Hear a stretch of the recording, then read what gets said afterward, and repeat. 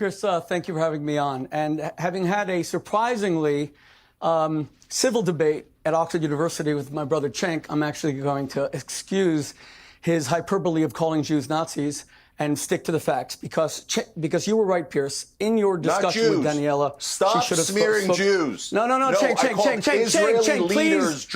please don't. Okay, you're already interrupting me. Just be civil, please. We had a civil debate at Oxford. Let's try to continue. We shook hands afterward. Hundreds of thousands of people said how much they enjoyed watching us shake hands. Let's be human a little bit.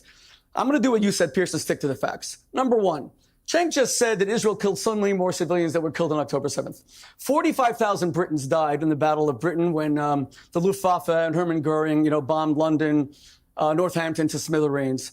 But Churchill killed 700,000 German children. He killed 3 million German civilians. That was terrible. But here's my question to you, Pierce. Outside of Parliament is a giant statue of Churchill as the greatest statesman in the history of Britain. Was Churchill a war criminal, yes or no? No, Churchill wasn't a war criminal. In fact, Matthew, I saw you shaking your head. Okay. He wasn't. Okay. You said facts. You said facts. Well, hang on. If you're going to make statements like Churchill, wait. Your numbers aren't correct you can about expand. the number of civilians who died. Never mind anything else. Yes, they are.